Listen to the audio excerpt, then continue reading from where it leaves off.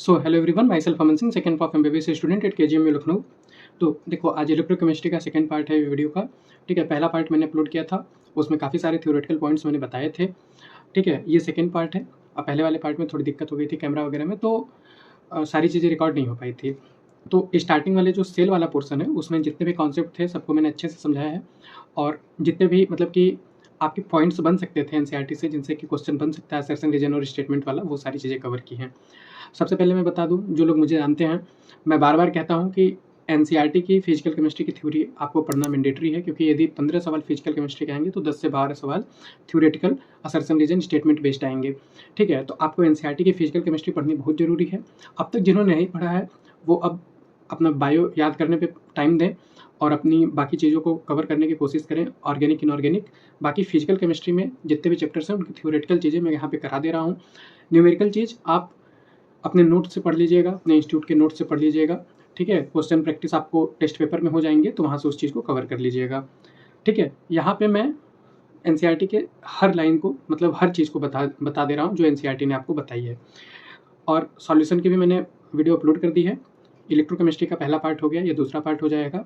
Numerical आपके ज़्यादातर बनते हैं थर्मोडाइनमिक्स से, आयनिक केमिकल इक्विलिब्रियम से, मोल कॉन्सेप्ट से। ठीक है, और बाकी जितने थ्योरेटिकल फिजिकल केमिस्ट्री के चैप्टर्स हैं वो सारे कवर कर दे रहा हूँ। इसके अलावा ऑर्गेनिक वाली सीरीज़ की वीडियो आप देख सकते हैं, वहाँ पे कम हेडिंग में, और इनऑर्गेनिक वाली भी वीडियो में, वहाँ पे भी कम हेडिंग में ज़्यादातर पॉइंट्स को मैंने वहाँ पे कलेक्ट किया हुआ है, समराइज किया हुआ है, कॉन्साइज किया हुआ है। तो उसको आप एक बार देख लेंगे तो आपको काफ़ी सारी चीज़ें इनऑर्गेनिक ऑर्गेनिक से भी क्लियर हो जाएंगी। इलेक्ट्रोकेमिस्ट्री का आज दूसरा पार्ट, अब यहाँ से शुरू करते हैं। तो यहाँ पे सबसे पहले बात करूँ कंडक्टेंस ऑफ इलेक्ट्रोलिटिक सोल्यूशन की।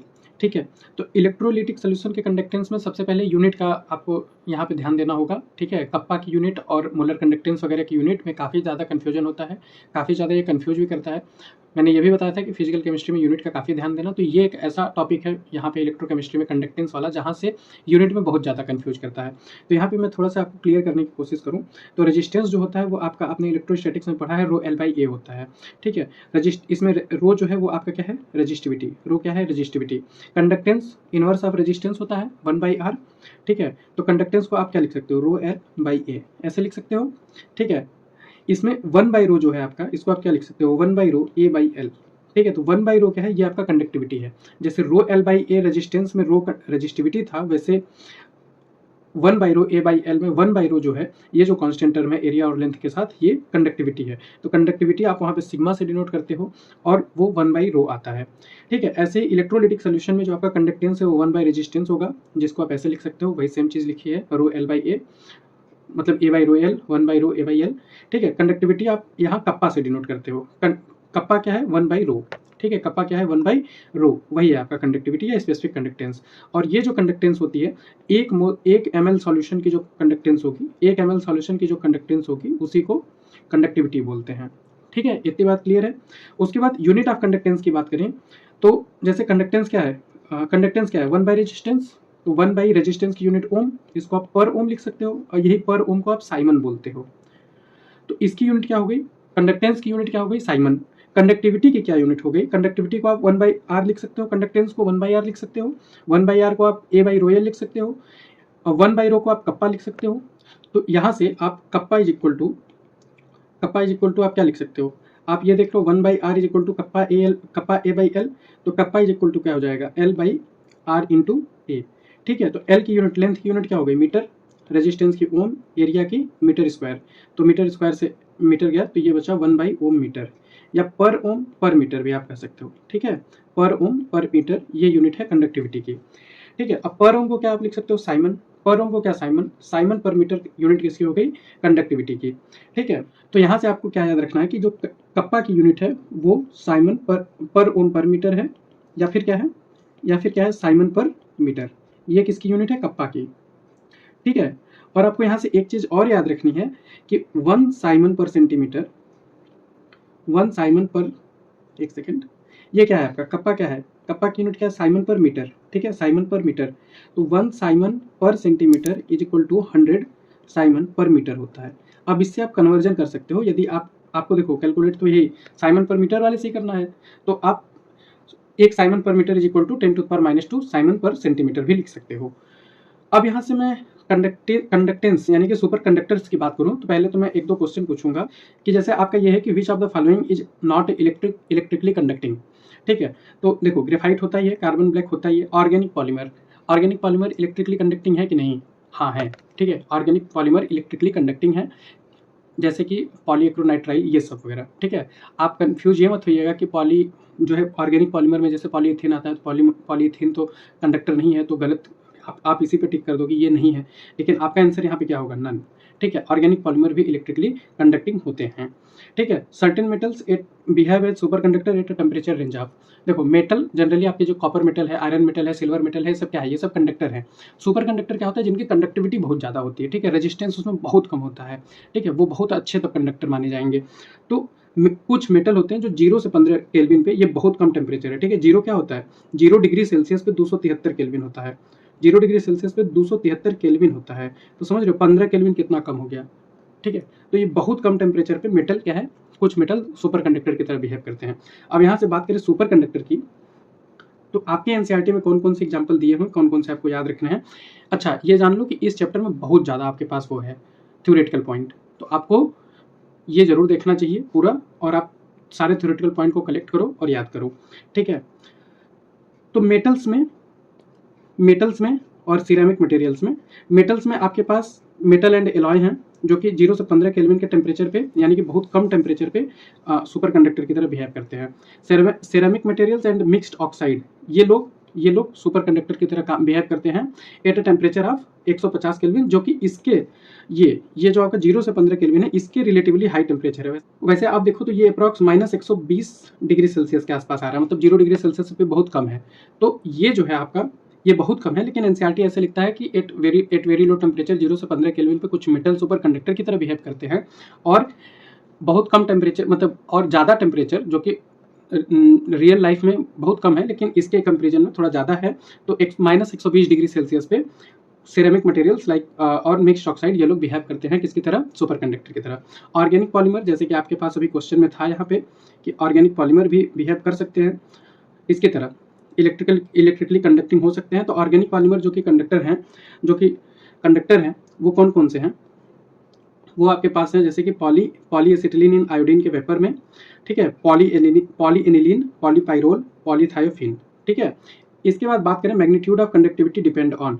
देखो कंडक्टिविटी कांस्टेंट नहीं है मेटल के लिए। ठीक है, आप टेम्परेचर पे डिपेंड करता है, प्रेशर पे डिपेंड करता है, तो यहाँ गलती मत करना। यदि थ्योरेटिकल में पूछे कि magnitude of conductivity is constant, तो आप कहोगे नहीं, ये स्टेटमेंट गलत है। ये आप तो पढ़े ही हो कि rho is equal to rho not 1 + alpha T. तो जो आपका रेजिस्टिविटी है रो, यदि वो डिपेंड कर रहा है टेम्परेचर पे, तो कंडक्टिविटी 1/रो ही तो होता है, तो वो भी टेम्परेचर पे डिपेंड करेगा। ठीक है, यहाँ पे इतनी चीज़ें खत्म हुई। अब बात करते हैं मेजरमेंट ऑफ कंडक्टिविटी। अब कंडक्टिविटी को हम मेजर कैसे करते हैं? ठीक है, ज़्यादा कुछ कॉन्सेप्चुअल भी चीज़ें हैं, जितनी कॉन्सेप्चुअल चीज़ें हैं उतनी आपको बता दी जाएंगी। तो देखो यहाँ पे एक सबसे इंपॉर्टेंट पॉइंट जो बनता है कि करंट, जो कंडक्टिविटी मेजर करने के लिए हम कौन सा करंट यूज़ करते हैं? तो हम एसी करंट यूज़ करते हैं। ठीक है, हम कौन सा करंट यूज़ करते हैं भैया? AC current. DC current use नहीं करते हैं। क्यों नहीं करते हैं डीसी करंट? देखो डीसी करंट में क्या होता है कि जब आप डीसी करंट किसी सॉल्यूशन के थ्रू पास करोगे, तो वहाँ पे जो डायरेक्शनल फील्ड बनेगी, इलेक्ट्रिक फील्ड, तो आयन का जो चार्ज का जो है वो डिफरेंस आ जाएगा अलग अलग जगह पे। ठीक है, इसीलिए हम लोग एसी करंट यूज करते हैं। तो यहाँ पे आपका असर्शन रीजन का या स्टेटमेंट का क्वेश्चन बन सकता है कि एसी करंट ही यूज करते हैं। क्यों यूज करते हैं? तो उसका रीजन में वो दे सकता है इसको। ठीक है, फिर अब कंडक्टिविटी मेजर कैसे करते हैं? तो देखो पहले हम एक सेल लेंगे, उसका हम सेल कांस्टेंट मेजर करेंगे।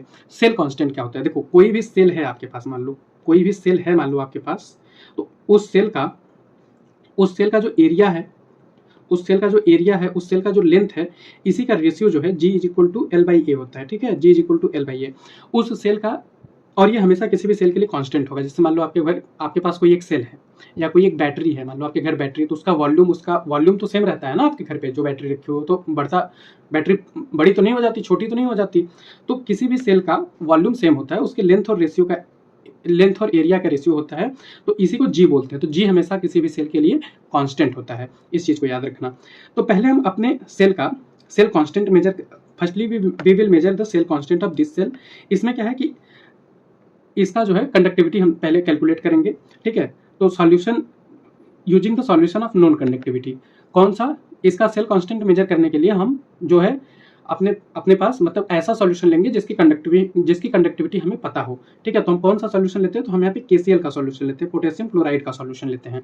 ठीक है, इसकी कंडक्टिविटी हमें पता होती है जो कि 120 × 10⁻⁻⁴ होती है। ठीक है, 120 × 10⁻⁴ इसकी कंडक्टिविटी होती है। तो ये आपसे क्वेश्चन पूछ सकता है कि कंडक्टिविटी किसी भी सेल के मेजर करने के लिए हम कौन सा सॉल्यूशन लेते हैं जिससे हम अपना सेल कांस्टेंट मेजर करते हैं। तो अब देखो, अब अपने को जी पता है। ठीक है, उस सेल का अपने को, एक सेल का अपने को जी पता है। Now this cell is used now this cell with known G use to measure the conductivity of any solution. अब आपके पास कोई भी सॉल्यूशन हो उसका आप कंडक्टिविटी मेजर कर सकते हो। ठीक है, कैसे? व्हीटस्टोन ब्रिज से अपना सेल ले लिए जिसका कंडक्टिविटी हमें पता है, उसके थ्रू हम रेजिस्टेंस फाइंड कर लेंगे। ठीक है, using Wheatstone bridge resistance of any solution is measured. अब रेजिस्टेंस आपको एक बार पता चल गया तो kappa is equal to CG होता है। Kappa is equal to CG, C को क्या लिख सकते हो? 1/R, तो kappa is equal to 1/R × G यानी कि G/R, तो kappa is equal to G/R। ठीक है, kappa is equal to G/R। अब यहाँ से अपने को जी हमने पता किया अभी कुछ देर पहले। ठीक है, जी अपने को पता किया, ऑलरेडी नोन है, और आर को हम व्हीटस्टोन ब्रिज से पता कर लेंगे। यहाँ पे हम किसी भी सेल का कंडक्टिविटी मेजर करने के लिए हम AC सोर्स का यूज करेंगे। तो उसकी फ्रीक्वेंसी भी आपके NCERT में दी हुई है जो कि 500 से 5000 तक होती है ना, 500 से 5000 हर्ट्ज। तो ये भी आपसे क्वेश्चन में पूछ सकता है स्टेटमेंट में। ठीक है, या असर्शन रीजन में या फिर ऐसे थ्योरेटिकली। इसके बाद बात करें मोलर कंडक्टिविटी की। तो देखो, मोलर कंडक्टिविटी क्या होता है? मोलर कंडक्टिविटी जो होता है वो कंडक्टेंस ऑफ 1 मोल सॉल्यूशन होता है। ठीक है, दो चीज एकदम क्लियर रखो। ठीक है, मोलर कंडक्टिविटी जिसको कि हम किससे डिनोट करते हैं? लैम्डा से, लैम्डा m से। एक मोल सॉल्यूशन का जो कंडक्टेंस है वो क्या है? मोलर कंडक्टिविटी है। कप्पा क्या होता है? Conductance of 1 ml solution. देखो, इन दोनों चीजों को थोड़ा सा समझो। देखो, यहाँ से समझो, जैसे कि मान लो अपने पास सेल है, ये मेरे पास क्लीनर है ग्लास का। ठीक है, तो जैसे मान लो अपने पास सेल है। ठीक है, तो इसका कंडक्टेंस क्या है? कंडक्टेंस इसका C है। ठीक है, लेकिन इसमें से यदि हम 1 ml सॉल्यूशन ले लें, सिर्फ 1 ml, तो उसकी जो कंडक्टिविटी है वो कप्पा है। ठीक है, और अब 1 ml का हमको पता चल गया कंडक्टिविटी। 1 ml का कंडक्टेंस ही तो कंडक्टिविटी होता है। 1 ml सॉल्यूशन का कंडक्टेंस हमको पता चल गया, तो गिवन वॉल्यूम से यदि उसको मल्टीप्लाई कर देंगे तो वो क्या मिल जाएगा? हमको पूरे सॉल्यूशन का कंडक्टेंस मिल जाएगा। अच्छा, मोलर कंडक्टिविटी क्या होता है कि अपने पास जो सॉल्यूशन है उसमें जो कंसंट्रेशन है आयंस का वो 1 मोल हो। ठीक है, चाहे ये 1 लीटर का हो, चाहे ये आधा लीटर का हो, चाहे ये 100 ml का हो, चाहे ये 5 ही ml हो। ठीक है, चाहे 1 लीटर हो चाहे 5 ml हो, सारे केसेस में इसमें एक मोल सॉल्यूशन होना चाहिए, 1 मोल उसका कंसंट्रेशन होना चाहिए। ठीक है, तो 1 मोल सॉल्यूशन का जो कंडक्टेंस होता है उसको मोलर कंडक्टेंस बोलते हैं। 1 ml सॉल्यूशन का जो कंडक्टेंस होता है उसको कंडक्टिविटी बोलते हैं। तो यहाँ से आपको एक अच्छा सा क्वेश्चन बन सकता है जो आपसे पूछा जा सकता है। अब देखो, conductance of 1 mole solution in any volume is your molar conductivity. अब जैसे मान लो आपके पास 20 लीटर सॉल्यूशन है, इसमें 1 मोल घुला हुआ है आपका इलेक्ट्रोलाइट। तो इसका क्या है कि इसका जो है मोलर कंडक्टिविटी क्या हुआ? 1 ml का कप्पा और V वॉल्यूम से मल्टीप्लाई कर दिए तो पूरे सॉल्यूशन का कंडक्टेंस आ गया। तो लैम्डा m क्या है आपका?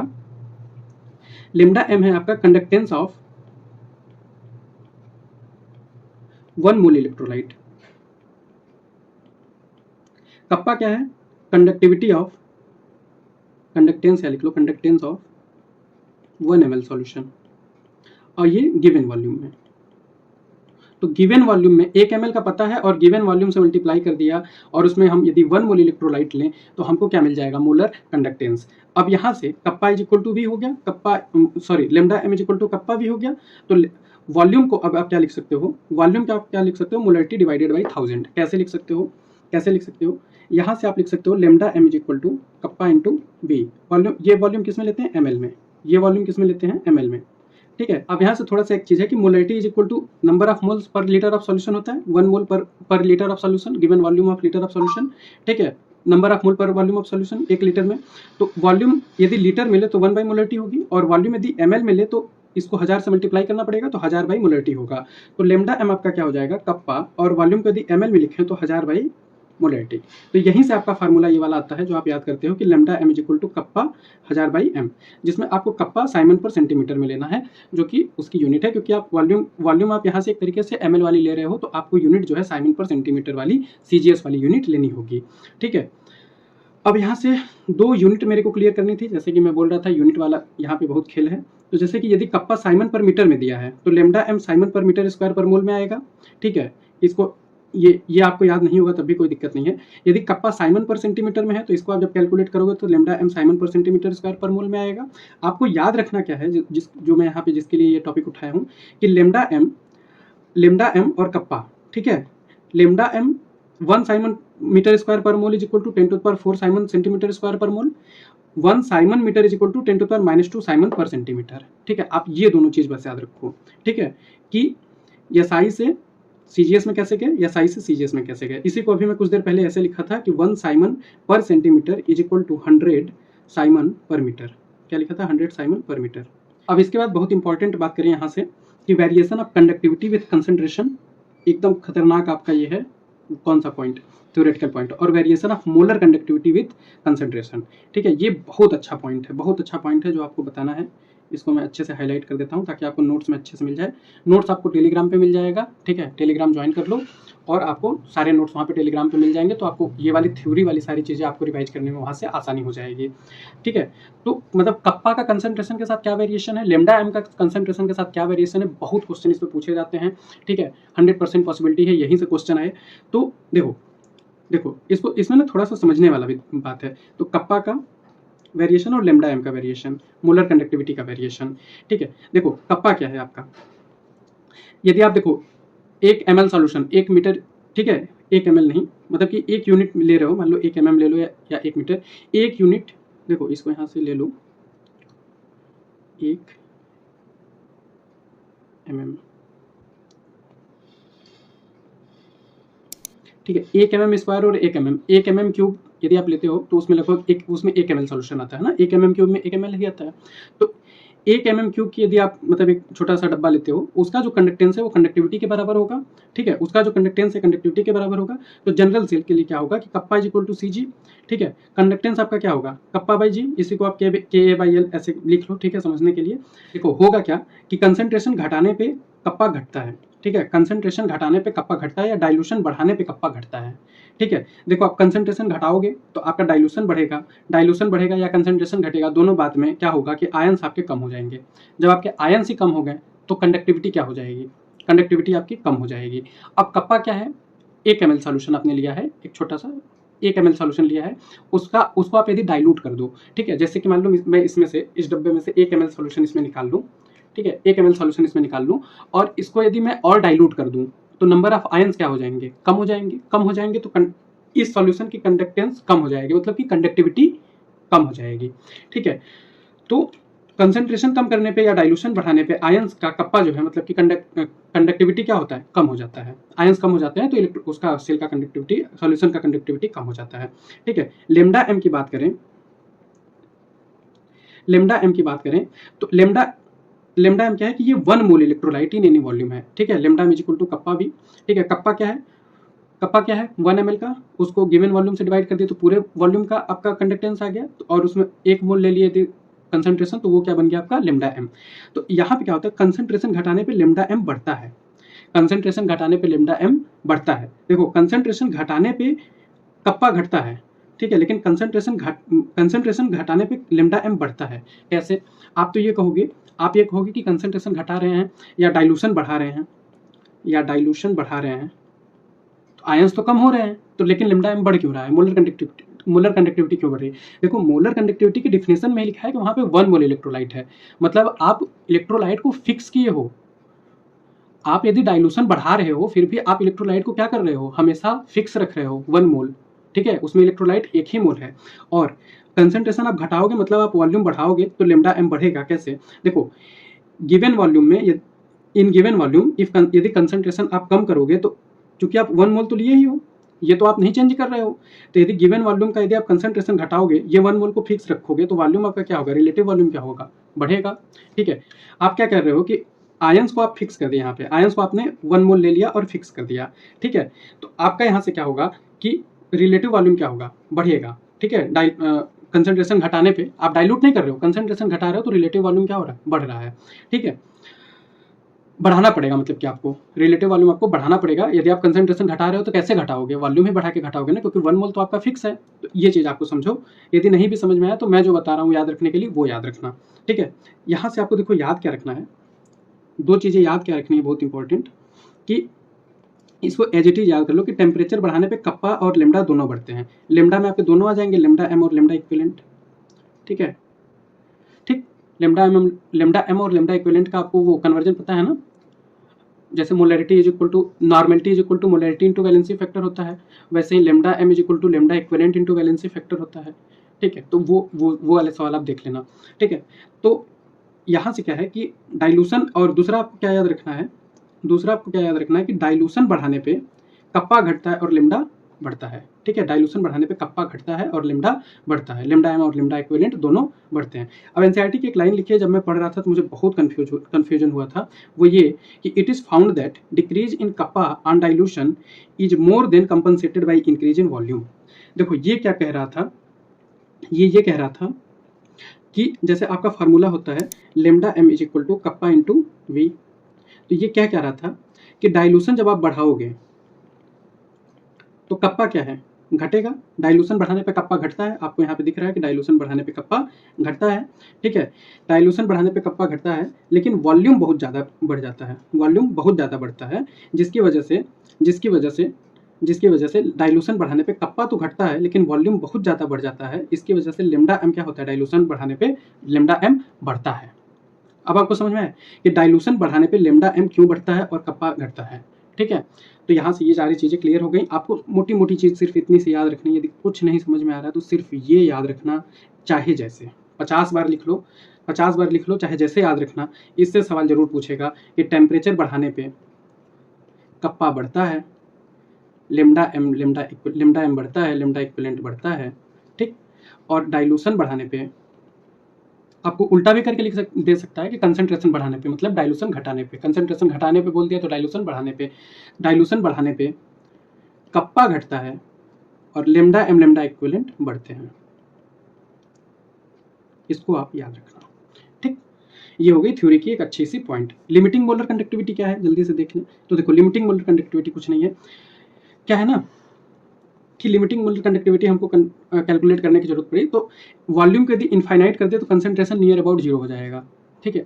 तो इसी को उस समय उस कंसंट्रेशन पे जो लेमडा एम कैलकुलेट करोगे, जो मोलर कंडक्टेंस कैलकुलेट करोगे, उसी को क्या बोलेंगे, लिमिटिंग मोलर कंडक्टिविटी, और इसको हम लेमडा नॉट एम से डिनोट करते हैं, ठीक है। अब देखो एक वॉल्यूम कैसे इनफाइनाइट कर दो, अरे यार जैसे कि मान लो आपके घर 1000 लीटर वाली टंकी है, मतलब जो छत पे रखी जाती है, उस 1000 लीटर की टंकी में आप थोड़ा सा उसमें साल्ट डाल दो, मतलब थोड़ा सा, तो उतने साल्ट के लिए वो इनफाइनाइट डाइल्यूशन है, ठीक है। अब उस सॉल्यूशन का जब आप कंडक्टिविटी कैलकुलेट करोगे, उस सॉल्यूशन का जब आप कंडक्टिविटी कैलकुलेट करोगे, मोलर कंडक्टिविटी, तो उसको आप लेमडा नॉट एम मानोगे, ठीक।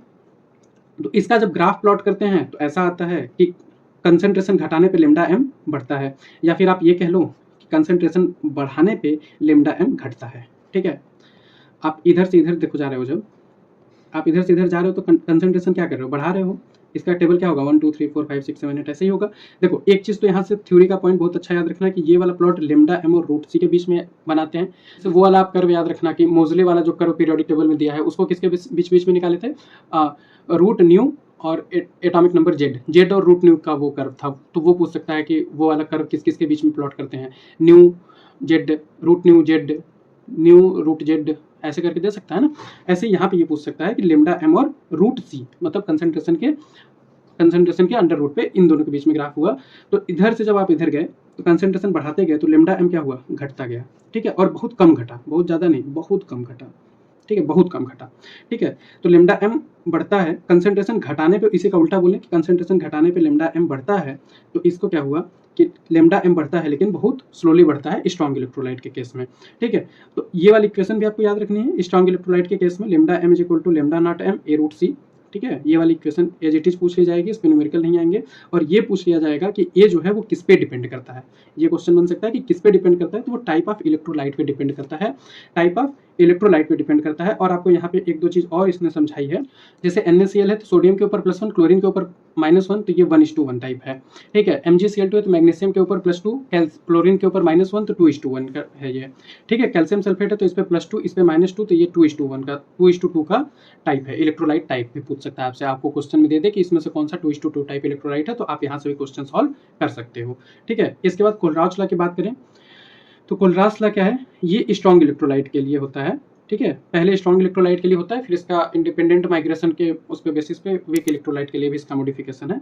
तो ये स्ट्रॉन्ग इलेक्ट्रोलाइट के लिए होता है, जैसे कि इनफाइनाइट डाइल्यूशन पे जो आपका limiting molar conductivity lambda m है NaCl के लिए, वो molar limiting molar conductivity sodium और limiting molar conductivity of chloride ion का सेपरेट जो होगा उसके मतलब कि उसके सम के बराबर होगा, ठीक है। जैसे आप मान लो सोडियम आयन घोले, सिर्फ सोडियम, उसका जो लिमिटिंग मोलर कंडक्टेंस है उसको और क्लोरीन का दोनों का जोड़ दोगे तो NaCl का लिमिटिंग मोलर कंडक्टिविटी, ये वाला इक्वेशन आपको मिल जाएगा, ठीक है। तो ये होता है कोलराज लॉ, इसमें आपको न्यूमेरिकल जो आते हैं उसको देख लेना, ठीक है। वीक इलेक्ट्रोलाइट की बात करें तो वीक इलेक्ट्रोलाइट में क्या होता है, इसका भी जब आप प्लॉट लैम्डा m और √c के बीच में प्लॉट करोगे तो कंसंट्रेशन बढ़ाने पे लैम्डा m घटेगा, ठीक है। कंसंट्रेशन बढ़ाने पे लैम्डा m घटेगा, लेकिन ये हाइपरबोलिकली घटेगा, ठीक है। तो इसमें आप एक्स्ट्रा प्लॉटेशन वगैरह नहीं कर सकते, रुको भी बता रहा हूँ। वीक इलेक्ट्रोलाइट का क्या होता है, डिग्री ऑफ डिसोसिएशन बहुत कम होता है। DOD का मतलब आप क्या समझते हो, जैसे मान लो आपने 100 NaCl के मॉलिक्यूल पानी में डाले तो 100 के 100 टूट गए, 100 सोडियम और 100 क्लोराइड में, आपके पास अब सॉल्यूशन में 100 सोडियम और 100 क्लोराइड आयन है, ठीक है। आप 100 NaCl के मॉलिक्यूल डाले, आपको आयंस कितने मिले, 200 आयन मिले टहलते घूमते पानी में। वीक इलेक्ट्रोलाइट का डिग्री ऑफ डिसोसिएशन कम होता है, इसका क्या मतलब है, उसका डिसोसिएशन कम होगा। आप यदि 100 वीक इलेक्ट्रोलाइट कौन सा है, एसिड में जैसे मान लो आपके पास HCN है, हाइड्रोजन साइनाइड, HCN आप यदि डाले पानी में तो 100 HCN यदि पानी में डाले तो वो टूट के कितना 99 HCN, मान लो 98 HCN के ही फॉर्मेट में घूम रहे हैं और 2 HCN टूट गए, तो आपको 2 हाइड्रोजन और 2 साइनाइड मिल गया। तो आपके पास टोटल कितने हुए, 98 + 4 102 हुए। 100 डाले आपको 102 ही मिला, तो उसका डिग्री ऑफ डिसोसिएशन बहुत कम है। तो वीक इलेक्ट्रोलाइट का डिग्री ऑफ डिसोसिएशन कम है, तो इवन एट हाई कंसंट्रेशन पे भी यदि आप कितना भी मतलब अब 1000 ले लोगे तो डिग्री ऑफ डिसोसिएशन ही कम है, तो 1000 में से 40 लोग डिसोसिएट होंगे, तो इवन डिग्री ऑफ डिसोसिएशन कम है इवन एट हाई कंसंट्रेशन। जैसे कि मान लो आपका ये इनफाइनाइट वॉल्यूम का एक कंटेनर है, भाई आपके घर के ऊपर वाली टंकी जो है उसको ले लिया, तो उसमें 1 मोल आपने यदि डिजॉल्व किया, तो इनफाइनाइट डाइल्यूशन पे देखो होता क्या, अल्फा = 1 होता है। इनफाइनाइट डाइल्यूशन पे हम डिग्री ऑफ डिसोसिएशन अल्फा जो है वो 1 लेते हैं, ठीक है। तो लेकिन कंसंट्रेशन यहाँ पे बहुत कम है वीक इलेक्ट्रोलाइट के केस में, तो कप्पा बहुत कम मिलेगा और लैम्डा इसका इनफाइनाइट डाइल्यूशन पे आप इसको डिटरमाइन नहीं कर पाओगे मोलर कंडक्टिविटी को, ठीक है। और एक्स्ट्रा प्लॉटेशन से भी इसको नहीं डिटरमाइन कर सकते लैम्डा m, इसको जब आप ऊपर की तरफ प्लॉट करोगे तो आपको यहाँ पे मतलब मिलेगा ही नहीं जहाँ पे ये इसको टच करे, तो आप एक्स्ट्रा प्लॉटेशन से भी इसको नहीं डिटरमाइन कर सकते हो, ठीक है। तो आपका क्या हुआ, वीक इलेक्ट्रोलाइट के लिए आपको भाई कोलराज लॉ का मॉडिफिकेशन आया, Kohlrausch law for independent migration of ions, ये वीक इलेक्ट्रोलाइट के लिए, ठीक है। तो यदि स्टेटमेंट में ऐसे क्वेश्चन पूछे तो आप इसको बता देना, ये कोलराज लॉ दोनों के लिए होता है, ठीक है। होता है स्ट्रॉन्ग के लिए है, वीक के लिए उसका मॉडिफिकेशन होता है। तो इसमें इन्होंने क्या बताया कि डिग्री ऑफ डिसोसिएशन जो है, degree of dissociation at any concentration is equal to molar conductivity at any concentration, ठीक है। और degree of dissociation at infinite dilution पे अल्फा = 1 हो जाता है, is equal to molar conductance at infinite dilution, ठीक है। तो इन्होंने क्या बताया कि α/1 इसका 1 होगा, इन्होंने ये बताया कि α/1 इज इक्वल टू λm/λ0m, इसी का रेशियो इन्होंने बताया। इस पे ढेर सारे क्वेश्चन आते हैं और बहुत ईजी क्वेश्चन आते हैं, तो ये आपसे यहाँ पे आप इसको अच्छे से सॉल्व कर सकते हो, ठीक है। अब यहाँ से वीडियो के तीसरे टॉपिक पे चले, जो कि है आपका इलेक्ट्रोलिसिस। ये बहुत इंपॉर्टेंट है। अब देखो इलेक्ट्रोलिसिस को शुरू करूँ तो जैसे कि आपका Al2O3 है बक्साइट, उसको इलेक्ट्रोलिसिस करते हैं किसके प्रेजेंस में, या तो क्रायोलाइट या फिर कैल्शियम फ्लोराइड इलेक्ट्रोलिसिस करते हैं, जिससे आपको प्योर एल्यूमिनियम मिलता है। ये चीज़ आप मेटलर्जी में भी पढ़ते हो। अब मेटलर्जी चैप्टर में नहीं है, तो अब यदि क्वेश्चन आया तो सारे लोग हल्ला करेंगे कि अरे ये क्या पूछ लिए, तुम तो बोले थे हम नहीं पूछेंगे, हम तो सिलेबस से पूछेंगे। तो जब तक लोगों का इस पर ध्यान नहीं जाएगा तब तक यही चिल्लाएंगे कि ये क्यों पूछ लिए, ठीक है। सिलेबस के बाहर का पूछा है, सिलेबस रिडक्शन, ठीक है। तो ये पूछ सकता है आपसे कौन सा, कि क्रायोलाइट। ये पूछ सकता है क्वेश्चन में कि Al2O3 को एल्युमिनियम में कन्वर्ट करेंगे तो हम कौन सा इलेक्ट्रोलिसिस करते समय मतलब कि सॉल्यूशन में और क्या क्या लेंगे, तो ये पूछ सकता है आपसे क्वेश्चन में, ठीक है। Fused chloride of sodium magnesium है, अब उसका फ्यूज यदि क्लोराइड है तो उससे प्योर सोडियम और प्योर मैग्नीशियम ही तो मिलेगा, ठीक है। फैराडे फर्स्ट लॉ आपका क्या कहता है, इस पे आपके ढेर सारे क्वेश्चंस आते हैं, आसान क्वेश्चन आते हैं एक एक लाइन के, ठीक है। यदि आपको इसमें दिक्कत हो रही है तो बताना कि अमाउंट ऑफ डिपोजिशन जो होता है, weight of deposited product, weight of deposition, weight is equal to Z into Q, W is equal to Z I T. इस पर ज़्यादातर रेशियो आई टी क्या है, Q is equal to I T, आप वहाँ पे पढ़े हो ना, Q is equal to I T, charge is equal to current into time, ठीक है। तो कितनी देर के लिए चार्ज पास कर रहा है, कितनी देर के लिए करंट पास कर रहे हैं, जिससे हमारा कितना अमाउंट ऑफ डिपोजिशन हुआ वहाँ पे, फैराडे फर्स्ट लॉ से आप इसको कैलकुलेट कर सकते हो, काफ़ी आसान आता है। एक फैराडे क्या होता है, एक फैराडे आपका 1 मोल इलेक्ट्रॉन का चार्ज होता है, 1 मोल इलेक्ट्रॉन का चार्ज होता है, ठीक है। इसमें मैं यदि आपको जल्दी से क्वेश्चन भी बता दूं पूछ के, क्वेश्चन कौन सा ले लूं मैं, ये जैसे एनसीईआरटी का ही क्वेश्चन है आपके पास कि कॉपर सल्फेट का सॉल्यूशन है, ठीक है, उसको 10 मिनट के लिए करंट पास किया उस पर 1.5 एम्पियर का, तो मास या वेट वही, mass of copper deposited on cathode, deposited on cathode. अब ये वाले क्वेश्चन जो आते हैं बच्चे इसमें काफ़ी परेशान रहते हैं, एकदम आसान, एकदम 2 लाइन का क्वेश्चन रहता है। क्या रहता है कि कॉपर सल्फेट, मतलब ठीक है, कॉपर सल्फेट का सॉल्यूशन को इलेक्ट्रोलाइज किया गया है 10 मिनट के लिए 1.5 एम्पियर। तो पहले तो इसको लिख लो कि 10 × 60 सेकंड के लिए किए हो, ठीक है, यूनिट अपना 1.5 एम्पियर लिख लो, ठीक है। मास ऑफ कॉपर पूछा है, तो देखो कॉपर कैसे डिपॉजिट हुआ होगा, सॉल्यूशन में कॉपर 2+ में रहा होगा, कॉपर बना होगा 2 इलेक्ट्रॉन रिसीव करके, कॉपर 2+ + 2 इलेक्ट्रॉन से क्या बना होगा, कॉपर बना होगा, ठीक है। अब यहाँ से हमको ये पता है कि 1 मोल कॉपर 2+ 2 मोल इलेक्ट्रॉन लेके 1 मोल कॉपर बना रहा है, ठीक है। ये चीज़ अपने को पता है, 1 मोल कॉपर 2+ 2 मोल इलेक्ट्रॉन लेके एक मोल कॉपर आए, 2 मोल इलेक्ट्रॉन लेके 1 मोल कॉपर डिपॉजिट हो रहा है, मतलब 2 मोल इलेक्ट्रॉन से 1 मोल कॉपर का डिपोजिशन हो रहा है। अब आपको मैं बताया कि 1 मोल इलेक्ट्रॉन का चार्ज, 1 मोल इलेक्ट्रॉन का चार्ज जो होता है वो 1 फैराडे कहलाता है। 1 इलेक्ट्रॉन का चार्ज कितना, 1.6 × 10⁻⁻19 कूलम, ठीक है। और तो 1 फैराडे का भी यदि आपसे पूछ ले तो कितना हो जाएगा, 1 मोल मतलब 6 × 10⁻23 × 1.6 × 10⁻⁻19, इतना चार्ज को हम 1 फैराडे चार्ज बोलते हैं, ठीक है। तो यहाँ से क्या हुआ कि 2 फैराडे चार्ज से 1 मोल कॉपर का वेट कितना हुआ, 63 ग्राम, ठीक है। अब ये हो गया कि 2 फैराडे से, ठीक है, 63 ग्राम, ठीक है, 2 फैराडे। अब करंट क्या है, अब यहाँ पे अच्छा अपने पास चार्ज क्या है, Q is equal to IT लिख लो एक साइड में। तो चार्ज कितना पास हुआ भैया, चार्ज को हम फैराडे वगैरह में तो कैलकुलेट कर रहे हैं, चार्ज अपने पास हो गया कितना, 1.5 एम्पियर, मतलब करंट हो गया 1.5, टाइम हो गया 10 × 60 सेकेंड, 10 × 60। तो यहाँ से आपने चार्ज निकाल लिया कि टोटल 10 मिनट में हमने कितना चार्ज वहाँ पे पास कराया। अब 1 फैराडे की जो वैल्यू आती है वो 96,500 कूलम्ब आती है, ठीक है, 96,500 कूलम्ब आती है, इसको मल्टीप्लाई करने के बाद देख लेना, ठीक है। तो अपने को ये पता चल गया कि 2 × 96,500 कूलम्ब से 63 ग्राम का डिपोजिशन हो रहा है, ठीक है। तो अब ये जो करंट है ये कितना हो गया, 600 × 1.5 00, मतलब 900 कूलम्ब हो गया ना ये। तो 900 कूलम्ब से मान लो x ग्राम का डिपोजिशन होगा, तो आप यहाँ से बता नहीं लोगे कि कितना डिपॉजिट हुआ, x is equal to 900 × 63 divided by 2 × 96,500, कितना ईजी है। यही सब सवाल आते हैं इस पर, ठीक है। मैं कैलकुलेटिव पोर्शन करने के मूड में नहीं हूँ, ठीक है। कैलकुलेटिव चीज़ें आप अपने नोट से पढ़ लो रिफर करके, यहाँ पे सिर्फ कॉन्सेप्ट समझ लो, और एनसीईआरटी के जो ये जो हिडन पॉइंट्स हैं ये सब आप यहाँ से देख लो, ठीक है। और अब मैं, हाँ, यहाँ पे आता है सबसे मज़ेदार पॉइंट इलेक्ट्रोलिसिस का, कि what will be the electrolysis product of aqueous NaCl, बताओ। मल्टीपल आंसर करेक्ट हो सकते हैं, बताओ, अपने से लगाओ, अभी मैं बताऊंगा सब आ जाएगा, एक भी रटना नहीं पड़ेगा, ठीक है। डाइल्यूट H2SO4 का बताओ, कंसनट्रेटेड H2SO4 का बताओ। पॉज करो, ट्राई करो। अब मैं यहाँ से बताने जा रहा हूँ मेथड, एक्चुअल मेथड, जिससे आपको याद नहीं करना पड़ेगा। तो मैं यहाँ से मेथड बताने जा रहा हूँ, जैसे कि मान लो आपको एक्वस NaCl है, ठीक है, कंसनट्रेटेड डाइल्यूट NaCl का सॉल्यूशन है, या फिर मोल्टेन NaCl ले लो। देखो मेथड क्या है कि जैसे मान लो आपके पास मोल्टेन NaCl है, मोल्टेन NaCl मतलब उसमें कुछ नहीं है, सिर्फ सोडियम है, क्लोराइड है। तो ये किस में टूटेगा, ये Na+ पे टूटेगा, और क्लोरीन किस में जाएगा, Cl- में, ठीक है।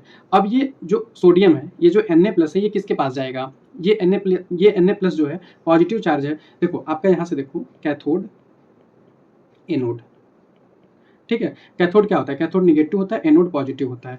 तो ये Na+ कहाँ जाएगा, कैथोड के पास, कैथोड क्योंकि निगेटिव है, और ये क्लोराइड कहाँ जाएगा, एनोड के पास जो कि पॉजिटिव है, ठीक है। तो कैथोड पे ये Na+ जो है किसमें कन्वर्ट हो जाएगा, सोडियम में, और आपको प्योर सोडियम मिल जाएगा। और एनोड पे क्लोरीन जाएगा, और क्लोरीन का एनोड पे क्या होता है, आपको ये चीज़ मैंने पहले वाले वीडियो में बताई थी, आओ CR याद करने के लिए, कि एनोड पे ऑक्सीडेशन होता है, कैथोड पे रिडक्शन। तो कैथोड पे देखो क्या हो रहा है, रिडक्शन, ठीक है, Na+ से Na बन रहा है, ठीक है, ऑक्सीडेशन स्टेट +1 से 0 हो रही है। एनोड पे क्या होगा, आओ ऑक्सीडेशन, क्लोरीन Cl- का Cl, देखो -1 से 0, मतलब कि ऑक्सीडेशन स्टेट बढ़ रही है, मतलब क्या हो रहा है, ऑक्सीडेशन। ठीक है, एनोड पे ऑक्सीडेशन होगा और 2 Cl माइनस एक क्लोरीन गैस को लिबरेट कर देंगे और एनोड से क्लोरीन के गैस के बबल्स निकलेंगे। तो ये मोल्टेन NaCl का भी मैंने बता दिया, जो कि आपके एनसीईआरटी में नहीं है, लेकिन कॉन्सेप्ट के लिए बताया, आप बाद में इसको समझ सकते हो आगे। अब देखो एक्वस NaCl मतलब है, मतलब पानी भी है और NaCl भी है। तो कैथोड पे, कैथोड क्या है, कैथोड निगेटिव है, एनोड क्या है, एनोड पॉजिटिव है। तो कैथोड नेगेटिव है तो इसके पास अच्छा, अब यहाँ पे सॉल्यूशन में क्या क्या है, NaCl से Na प्लस है, Cl माइनस है, पानी से OH माइनस है और H प्लस है, H प्लस और OH माइनस है। ठीक है, तो अपने पास कैथोड निगेटिव है तो इसके पास पॉजिटिव स्पीसी आएगी, Na प्लस और H प्लस। ये तुरंत पता है, आप 2 बार प्रैक्टिस करोगे ना, आप तुरंत इसका प्रोडक्ट प्रेडिक्ट कर पाओगे। ठीक है, एनोड पॉजिटिव है तो यहाँ पे कौन कौन आएगा, Cl माइनस और OH माइनस। अब मैंने आपको फर्स्ट वाले लेक्चर में याद कराया था, पहले वाले लेक्चर में मैंने आपको याद कराया था ये इलेक्ट्रोकेमिकल सीरीज, जिसमें मैंने आपको पूरा बताया था कि केदारनाथ का माली आलू जरा फेनी पकाता है, CHAAP क्लोन्स, CLOONS क्लोन्स। तो ये जो है बढ़ता हुआ पॉजिटिव, बढ़ता हुआ ये क्या है, SRP बढ़ रही है। ठीक है, मतलब क्लोरीन से ज़्यादा OH का SRP होगा, क्लोरीन से ज़्यादा OH का, OH से नाइट्रेट का, इससे ज़्यादा सल्फेट का। तो ये आप जब याद किए हो तो आप अब इसका यूज करोगे यहाँ पे अपने इलेक्ट्रोलिसिस के प्रोडक्ट फाइंड करने में। सिर्फ आपको यदि ये याद है, सिर्फ यदि आपको ये याद है कि जो SRP वैल्यू था 0 हाइड्रोजन का था, इधर कौन कौन सा आता था, copper, Hg, Ag, Au, Pt। ठीक है, और क्या आपको याद था, ऊपर कौन कौन से आते थे, आयरन, निकेल, लेड।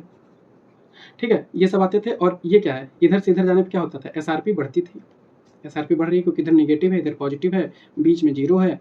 ठीक है, और ये नीचे जाने पे और पॉजिटिव बढ़ती जाएगी। और यहाँ पे आपको क्या था, CHAAP copper, Hg, Au, Ag, Au, Pt, और इधर clones, Cl minus, OH minus, ठीक है, NO3 माइनस और सल्फेट आयन SO4 2 माइनस।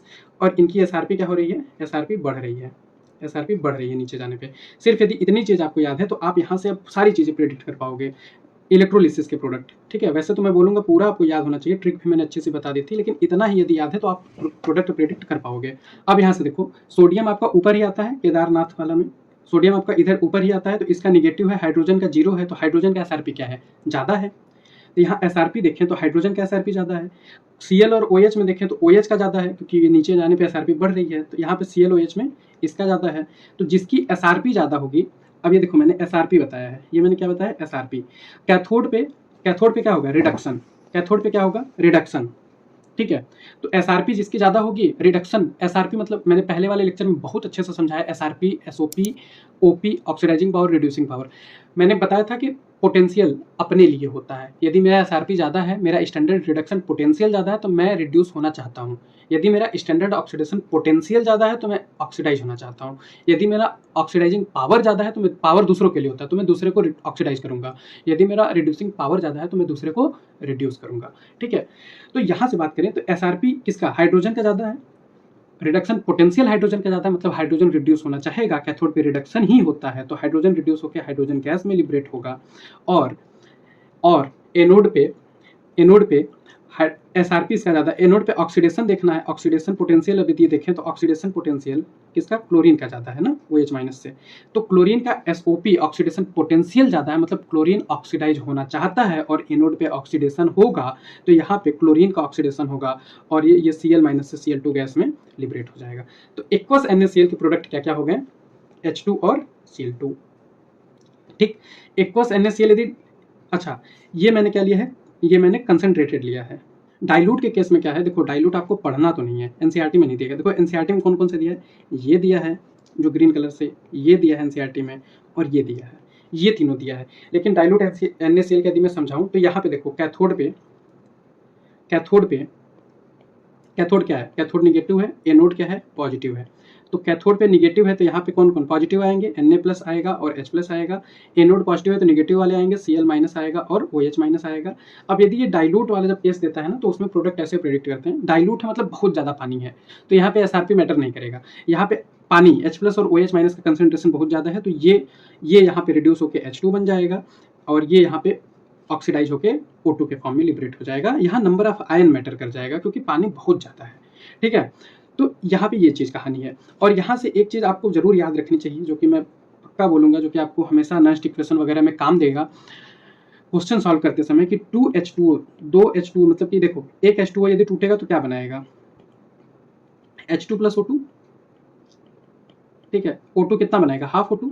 लेकिन हम थोड़ा और अच्छे से लिखें तो दो H2O जब टूटता है तो कितना आपको यहाँ से मिल जाएगा, 2 H2O और 1 O2, ठीक है। या फिर इसको हम ऐसे लिख लें कि 2 H2O जब टूटता है तो यहाँ से हमको 4 H+ आयनिक फॉर्म में और 1 O2 मिलेगा, ठीक है, 1 O2 मिलेगा। और यहाँ पे 4 इलेक्ट्रॉन लिबरेट होता है, ये अच्छे से याद कर लो यार, ठीक है, क्योंकि जब ऐसे सवाल आते हैं तो यहाँ पे 4 इलेक्ट्रॉन लिबरेट होता है, ठीक है। ये आप वाटर स्प्लिटिंग रिएक्शन में पढ़े हो बायो में, ये रिएक्शन आपके बायो में दी हुई है, वाटर स्प्लिटिंग रिएक्शन में, फोटोसिंथेसिस में, ठीक। वहाँ पे फोटोसिंथेसिस में आपसे डायरेक्ट पूछ सकता है कि जब एक पानी टूटेगा तो कितने इलेक्ट्रॉन लिबरेट होंगे, तो भैया 2 इलेक्ट्रॉन, याद रखना, एक पानी से 2 इलेक्ट्रॉन मिलते हैं हमको। वहाँ पे होता है ना, वहाँ पे जो आपका मेम्ब्रेन होता है उसके नीचे ये MnCl वाला कॉम्प्लेक्स लगा होता है, water splitting complex inner side में, और वो पानी को तोड़ता है, ठीक है, वाटर को तोड़ता है। तो एक पानी जब तोड़ेगा तो इससे 2 इलेक्ट्रॉन को ये भेजता है, किसमें, उसमें जेड स्कीम में, नॉन साइक्लिक फोटोफॉस्फोराइलेशन में, बायो वाले को समझ में आएगा। कंसनट्रेटेड H2SO4 की यदि बात करें तो यहाँ पे क्या है, कैथोड जो कि निगेटिव है, एनोड जो कि पॉजिटिव है। कैथोड यदि निगेटिव है तो इस पर क्या क्या आएगा, पॉजिटिव वाले यानी कि H+ आएगा, और पानी से भी हमको क्या मिलेगा, पानी से हमको H+ और OH- मिलेगा, और H2SO4 से हमको H+ और सल्फेट आयन मिलेगा, ठीक है। एकदम आसान है यार, यदि आपको ये बस छोटा सा ये याद है ना, क्लोन्स, कि क्लोन्स में नीचे जाने पे SRP बढ़ेगी तो आराम से कर सकते हो। यहाँ पे H+ आएंगे, एनोड पे OH- और सल्फेट आयन आएंगे, ठीक है। अब देख भाई H+ है तो हमको यहाँ से सर्टेनली H+ ही, कैथोड पे क्या होगा, रिडक्शन, एनोड पे क्या होगा, ऑक्सीडेशन। तो यहाँ पे SRP ज़्यादा होनी चाहिए जो भी हो, यहाँ पे SOP ऑक्सीडेशन पोटेंशियल ज़्यादा होना चाहिए जो भी हो, ठीक है भाई। तो क्या हो गया, H+ में H+ अकेले है तो भैया वो रिड्यूस हो जाएगा और हाइड्रोजन गैस लिबरेट हो जाएगी। एनोड पे क्या होगा कि एनोड पे अपना हाइड्रोक्साइड आयन है, सल्फेट आयन है, तो देखो होगा क्या, SRP किसकी ज़्यादा है, SRP यदि हम इसकी यहाँ से देखें तो SRP सल्फेट की ज़्यादा है, ठीक है, SRP सल्फेट की मैक्सिमम है जो कि ज़्यादा है। तो SOP किसका ज़्यादा है, SOP हाइड्रोक्साइड आयन की ज़्यादा है। तो यहाँ पे एक चीज़ याद रखना कि यहाँ पे आपको लगेगा कि OH- का मतलब कि ऑक्सीडेशन होगा, लेकिन होता क्या है कि ये जो सल्फेट है इसका ऑक्सीडेशन होता है, ये थोड़ा सा यहाँ पे वेरिएशन है, इसका ऑक्सीडेशन होता है किसमें, H2O8 2- में, ठीक है, ठीक। ऑक्सीडेशन स्टेट आप यहाँ पे देखोगे तो यहाँ पे सल्फेट का +4 होता है और यहाँ पे इसका +7 होता है, तो यहाँ पे इसका ऑक्सीडेशन होता है, इसको इंपॉर्टेंट है ये याद रखना, इसमें कॉन्सेप्चुअली गलती हो सकती है, ठीक है। डाइल्यूट H2SO4 की भाई बात करें तो कैथोड होगा जो कि निगेटिव होगा, एनोड होगा जो कि पॉजिटिव होगा। यहाँ पे कैथोड पे सिर्फ H+ आएंगे, एनोड पे SO4- और OH- आएंगे। तो अब डाइल्यूट है तो बहुत ज़्यादा पानी है, तो वाटर वाले H+ और वाटर के साथ H+ तो वैसे भी बहुत ज़्यादा है तो इसका तो फिट H2 ही है, और पानी बहुत ज़्यादा है तो हाइड्रोक्साइड आयन बहुत ज़्यादा है, नंबर ऑफ आयन्स बहुत ज़्यादा है, तो वो यहाँ पे मैटर कर जाएंगे, और O2 आपको गैस यहाँ से लिबरेट होते हुए मिल जाएगी। तो यहाँ पे इलेक्ट्रोलिसिस भी आपका खत्म होता है, ठीक है। बात करें बैटरीज की तो बैटरीज आपकी काफ़ी थ्योरेटिकल है, तो यहाँ से प्राइमरी बैटरी में आपको 2 पढ़ने, लेक्लांचे और मरकरी। सेकेंडरी बैटरी में आपको लेड स्टोरेज और निकल कैडमियम पढ़ना है। आपको याद क्या क्या रखना है, तो रिएक्शन से तो देखो बोलने में रिएक्शन वाली जो है वो चीज़ें मतलब थोड़ी सी नहीं पूछ सकता है कि डायरेक्ट रिएक्शन पूछ लें आपको लेक्लांचे और मरकरी सेल वगैरह की। आपको याद क्या क्या रखना है कि जो लेक्लांचे सेल होता है वो 1.5 वोल्ट का होता है, याद रखना। मरकरी सेल 1.35 वोल्ट का होता है, और ये कांस्टेंट वोल्टेज देता है, ये कांस्टेंट वोल्टेज देता है क्योंकि यहाँ पे आयन इन्वॉल्व नहीं होते हैं, ठीक है। ये भी पूछ सकता है असर्शन रीजन में, क्यों रीजन में आपको दे सकता है आयन्स नॉट इन्वॉल्व, ठीक है, आयन इन्वॉल्व नहीं होते हैं। लेक्लांचे से ये आपको याद रखना है, ठीक। उसके बाद आपको क्या याद रखना है कि यहाँ पे जिंक की कप होती है और कार्बन का रॉड होता है, ठीक है, कार्बन का रॉड होता है, ठीक है। जिंक जो है आपका एनोड की तरह काम करता है, कार्बन आपका कैथोड की तरह काम करता है, ठीक है, याद कर लेना कार्बन कैथोड, ठीक है। उसके बाद आप क्या याद रख सकते, आपको याद क्या रखना है कि इसमें जो सॉल्यूशन लेते हैं वो अमोनियम क्लोराइड और जिंक ZnCl2 का पेस्ट लेते हैं। और क्या याद रखना है, ये जो कार्बन की रॉड है इस पे मैंगनीज ऑक्साइड और कार्बन की कोटिंग होती है, कार्बन ब्लैक की कोटिंग होती है। तो लैग्रांजे सेल में आपको चीज़ें याद रखनी, कैथोड क्या है, एनोड क्या है, पेस्ट मतलब सॉल्यूशन कौन सा ले रहे हैं, और कार्बन के रॉड पे किसकी कोटिंग है, ये थ्योरी वाली चीज़ें आपको याद रखनी है। ठीक है, इसके बाद ऑक्सीडेशन रिडक्शन के रिएक्शंस हैं, वो आप एक बार देख लेना, याद कर लो तो ठीक है, नहीं याद करोगे तो मैं कुछ कह नहीं सकता। ठीक है, मरकरी सेल में आपको याद रखना है कि 1.35 वोल्ट है और ये कांस्टेंट वोल्टेज देता है। ठीक है, ठीक है, ये कांस्टेंट वोल्टेज देता है। यहाँ पे जो आपका जिंक और मरकरी का अमलगम होता है, ये एनोड की तरह काम करता है। ठीक है, कार्बन और मरकरी ऑक्साइड का कैथोड होता है। ठीक है, और इसमें इलेक्ट्रोलाइट कौन सा लेते हैं, वो पोटेशियम हाइड्रोक्साइड और जिंक ऑक्साइड लेते हैं। ठीक है, ये चीज़ें आप याद रखोगे। और ये हमेशा कांस्टेंट वोल्टेज देता है, मतलब बैटरी देगा तो कांस्टेंट वोल्टेज, नहीं तो डायरेक्ट खत्म हो जाएगा बैटरी खराब। ठीक है, ऐसा नहीं है कि घड़ी में आपने लगा दिया तो ये धीरे चलने लगी, या तो घड़ी चलेगी या तो रुक जाएगी। ठीक है, सेकेंडरी बैटरी में आपको लेड स्टोरेज पढ़नी है, निकल कैडमियम बैटरी पढ़नी है। तो इसमें आपको क्या पढ़ना है कि जो आपका लेड स्टोरेज है, या आपके घर में लेड स्टोरेज वाली बैटरी वगैरह यूज होती है, लेड स्टोरेज बैटरी में आपको क्या याद रखनी है कि इसमें आपका लेड की प्लेट है।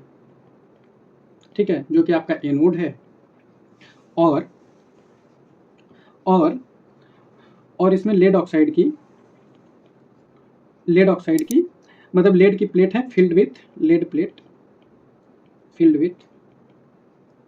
Lead oxide. ठीक है, ये क्या है आपका कैथोड है। ठीक है, और ये आपकी पॉजिटिव वाली प्लेट होती है। देखो कैथोड वाली जो है, कैथोड क्या होता है, कैथोड निगेटिव होता है, एनोड क्या होता है, एनोड पॉजिटिव होता है। लेकिन कैथोड वाली जो है वो पॉजिटिव प्लेट होती है, और जो एनोड वाली होती है वो निगेटिव प्लेट होती है। ठीक है, आप बैटरी देखे हो ना, उसमें एक प्लस वाला होता है, एक माइनस वाला होता है। ठीक है, प्लस माइनस होता है बैटरी में।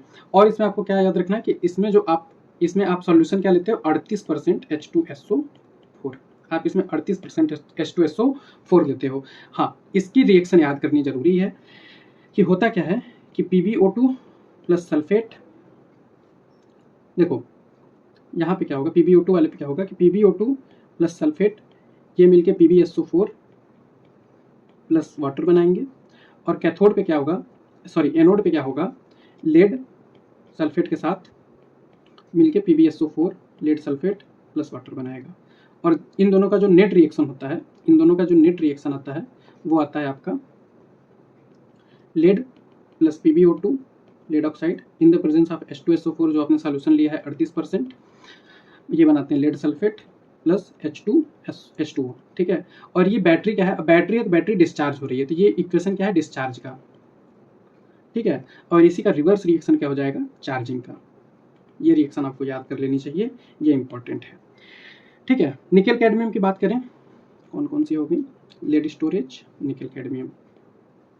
यहाँ कौन कौन सी हो गई, लैग्रांजे, मरकरी। ठीक है, निकल कैडमियम की बात करें तो ये ज़्यादा नहीं दिया है। इसमें क्या दिया है कि सॉलिड बैटरी होती है, लॉन्ग लाइफ होता है, एक्सपेंसिव बैटरी होती है। ठीक है, इसका आप रिएक्शन चाहो तो याद कर लो, कैडमियम सॉलिड प्लस निकल हाइड्रोक्साइड। निकल हाइड्रोक्साइड क्या होता है, सॉलिड, इससे आपको मिलता है कैडमियम ऑक्साइड, सॉलिड प्लस निकल हाइड्रोक्साइड, सॉलिड प्लस H2O। ठीक है, याद हो जाए तो याद कर लो। ये तीन चीज़ अच्छे से याद कर लेना कि ये लॉन्ग लाइफ की होती हैं, ज़्यादा लॉन्ग लाइफ की बैटरी होती है निकल कैडमियम वाली। इसके बाद थोड़ी सी आपकी दी हुई है फ्यूल सेल। ठीक है, फ्यूल सेल क्या है, तो ये पॉल्यूशन फ्री। याद क्या रखना है कि इसकी जो एफिशिएंसी होती है एट्टा, ये 70% होती है, बहुत ज़्यादा एफिशिएंसी होती है। ठीक है, इसमें क्या होता है कि रिएक्टेंट यूज हो जाता है और प्रोडक्ट निकल जाता है। देखो होता क्या है कि इसमें एक साइड से हाइड्रोजन पंप करते हैं और दूसरे साइड से ऑक्सीजन पंप करते हैं, और पानी आपका बाहर निकल जाता है। अब ये जो है फ्यूल सेल, ये आपका स्पेसशिप वगैरह में यूज होता है। वहाँ पे लोग पानी तो लेके जाते नहीं, इतना तो उनके पास स्पेस है नहीं अपने स्पेस उसमें स्टेशन में, तो वहाँ पे ये लोग हाइड्रोजन ऑक्सीजन को पंप करके उससे एनर्जी बना लेते हैं, और जो प्रोडक्ट में हमको बाई प्रोडक्ट पानी मिलता है, ये काफ़ी प्योर पानी मिलेगा आपको, इसको उन लोग ड्रिंकिंग वाटर के तौर पे यूज कर लेते हैं। होता क्या है इसमें, जल्दी से देख लो, इसमें पोरस रॉड ऑफ कार्बन है, porous rod of carbon with fine platinum. ठीक, porous rod of carbon with fine platinum. ठीक है, और बीच में आपका एक्वस NaOH होता है। ठीक है, ये इसमें इंपॉर्टेंट है, इसको याद रखना। और H2O2 से वो हो गया। इसमें एक रॉड जो है आपकी ये एनोड की तरह काम करेगी और ये कैथोड की तरह काम करेगा, जिधर से O2 आएगा, ठीक है, और जिधर से हाइड्रोजन आएगा वो एनोड की तरह काम करेगा। तो यहाँ पे क्या आपको याद रखना चाहिए कि anode is supplied with H2 and cathode is supplied with O2, ठीक है। ये स्पेस प्रोग्राम में यूज होता है, ठीक है। पानी को हम ड्रिंकिंग वाटर के तौर पे यूज कर लेते हैं। ये चीज़ें आपको यहाँ से याद रखनी चाहिए, ठीक है। इसके बाद थोड़ा सा कोरोजन पे डिस्कस करें। कोरोजन जो कि हल्का सा दिया हुआ है NCERT में। कोरोजन में क्या है कि जैसे मान लो ये कोई आयरन का रॉड है, अब इस पर कोरोजन तो होगा ही, ठीक है। आयरन का कोई रॉड है, सरफेस है आयरन का, वहाँ पे क्या होगा, कोरोजन। कोरोजन में क्या होगा कि जो आपका आयरन है, सरफेस पे जो आयरन के एटम्स हैं, ठीक है, सरफेस पे जो आयरन के एटम्स हैं, ये ऑक्सीडाइज हो जाते हैं आयरन 2+ में, ठीक है। अब ऑक्सीडाइज होंगे तो आयरन 2+ प्लस 2 इलेक्ट्रॉन बनेगा, तो ये 2 इलेक्ट्रॉन आपके इधर आ जाते हैं मेटल के अंदर। मतलब होता है ना उसमें मेटेलिक बॉन्ड में क्या होता है कि in the sea of electrons, ऐसे करके होता है ना। तो पूरा मेटल में इलेक्ट्रॉन है, तो ये 2 इलेक्ट्रॉन इधर आ गए, ठीक है। अब ये जो आयरन ऑक्सीडाइज होकर आयरन का आयन बना है Fe2+, ये ऑक्सीजन से कंबाइन करके क्या बना देता है, Fe2O3, ठीक है। और ये रस्ट होता है, यही आपका रस्ट होता है जो कि ब्राउन कलर का होता है, ठीक है। और ये यहाँ पे डिपॉजिट हो जाएगा, ठीक। मतलब अब ये हवा में तो नहीं जा रहा है, सारी रिएक्शन यहीं पे हो रही है, ठीक है। और यहाँ पे ये जो 2 इलेक्ट्रॉन है, ये ऐसे 2 इलेक्ट्रॉन आएंगे, ऐसे मतलब इलेक्ट्रॉन ढेर सारे आएंगे, और 4 इलेक्ट्रॉन मिलके 4H+ प्लस O2 को यहाँ से 2 वाटर, यहाँ से पानी बन जाएगा। ये वाली रिएक्शन मैंने आपको वाटर स्प्लिटिंग में भी पहले बताई है। यदि 2 इलेक्ट्रॉन के बेसिस पे लिखोगे तो क्या लिखोगे, 2H+ प्लस हाफ O2 से 1H2O, ठीक है। इसके बाद आपकी NCERT में थ्योरी में प्रिवेंशन दिया हुआ है कोरोजन का, जो कि बहुत इंपॉर्टेंट है थ्योरेटिकल पॉइंट ऑफ व्यू से। प्रिवेंशन, तो प्रिवेंशन में आप क्या क्या करोगे, प्रिवेंशन में आप कवरिंग कर सकते हो, कोटिंग कर सकते हो। कोटिंग किससे करोगे, बहुत इंपॉर्टेंट है, पेंट हम लोग करते हैं ना घर पे आयरन वगैरह का मटेरियल, ताकि उस पर कोरोजन ना हो। और केमिकल्स में आपको याद रखना है बिसफेनॉल, ये सब पूछ सकता है, ये सब पूछ लिया तो फिर दिक्कत हो जाएगी बच्चों को। इनर्ट मेटल से कर सकते हैं, जैसे कि जिंक और टिन से, ठीक है। जिंक और टिन से, जिंक का तो आप पढ़े हो गैल्वेनाइजेशन, टिन भी आपको याद रखना, ये इंपॉर्टेंट है, ठीक है। अब कवरिंग कैसे करते हैं इनर्ट मेटल से, तो इलेक्ट्रोलिसिस से करते हैं, ठीक है। कैसे करते होंगे यार, एक मान लो जिंक का रॉड ले लिए, अब आयरन का रॉड ले लिए, उस पर कोटिंग करनी है, ठीक है। तो जिंक को क्या कर देंगे, जिंक को ऑक्सीडाइज कराएंगे, मतलब उसको एनोड की तरह लेंगे, तो जिंक मेटल में से जिंक आयन निकल के, देखो इलेक्ट्रोलिसिस से करते कैसे होंगे, अब वीडियो बनी गई है तो थोड़ा सा 1 सेकंड और देख लो। जिंक का रॉड लेते होंगे, आयरन का रॉड लेते होंगे जिसमें जिंक की कोटिंग करानी है, तो इसको क्या ले लेते होंगे, इस पर ऑक्सीडेशन कराना है तो इसको एनोड की तरह ले लेते होंगे, ठीक है। और इसको कनेक्ट कर देते होंगे बैटरी से, ठीक है। और इसको कैथोड की तरह ले लेंगे जिस पर रिडक्शन कराना है, ठीक है। तो यहाँ से ऑक्सीडेशन होगा तो जिंक है, तो जिंक यहाँ से सॉल्यूशन में जाएगा और यहाँ पे आके जिंक के फॉर्म में डिपॉजिट हो जाएगा, तो जिंक की एक लेयर बन जाएगी। तो ये गैल्वेनाइजेशन होता है। तो भैया ये हो गया इलेक्ट्रोकेमिस्ट्री का दूसरा वाला पार्ट, जिसमें कि बहुत ढेर सारे पॉइंट थे जो आपको याद रखने थे। पहले पार्ट में भी काफ़ी चीज़ें मैंने अच्छे से समझाई है, ज़रूर देखो। टाइप ऑफ सेल्स, ठीक है, हाफ सेल के बारे में, ठीक है। और ये वाला पॉइंट की जो स्टैंडर्ड हाइड्रोजन इलेक्ट्रोड होता है, ये स्टैंडर्ड टेम्परेचर पे नहीं, मतलब कि स्टैंडर्ड प्रेशर क्या होता है, 180 एम और 0 डिग्री सेल्सियस नहीं, ये सारे टेम्परेचर पे असाइन करते हैं। फिर उसके बाद डेनियल सेल क्या होता है, डेनियल सेल का EMF आपको याद रखना है, ठीक है। फिर कैथोड को राइट में, एनोड को, फिर ये पूरा सेल वगैरह समझाया था। SRP SOP को बहुत अच्छे से समझाया कि पोटेंशियल अपने के लिए होता है, सेल्फ होता है, और पावर दूसरों के लिए होता है, ठीक है। फिर उसके बाद इलेक्ट्रोकेमिकल सीरीज याद कराई थी, ये वाली बताई थी कि कॉपर HCl के साथ रिएक्शन करता है, नहीं करता है, लेकिन कॉपर इसके साथ रिएक्शन क्यों करता है, HNO3 के साथ रिएक्शन क्यों करता है, यहाँ पे नाइट्रेट आयन होता है जो उसको कॉपर को ऑक्सीडाइज कराता है। ये सारी चीज़ें बताई थी। SRP की स्केल अच्छे से समझाई थी, नॉन स्टिक क्वेश्चन समझाई थी। मैंने ये सब भी बताया था कि यहाँ पे मतलब क्यों नॉन स्टिक क्वेश्चन को यूज करते हैं। इक्विलिब्रियम कांस्टेंट K और Q के बीच में क्या डिफरेंस है, K और Q के बीच में क्या डिफरेंस है, ये सब समझाया था, वर्क समझाया था, ठीक है। तो यहाँ से चीज़ों को मैं ख़त्म कर दिया। इलेक्ट्रोकेमिस्ट्री, ये वाला वीडियो बहुत लंबा बन गया यार, लेकिन क्या करें, इसमें बहुत ज़्यादा थ्योरेटिकल पॉइंट थे, खासतौर से वो बैटरी और इलेक्ट्रोलिसिस वगैरह और कंडक्टेंस में यूनिट वगैरह का ध्यान।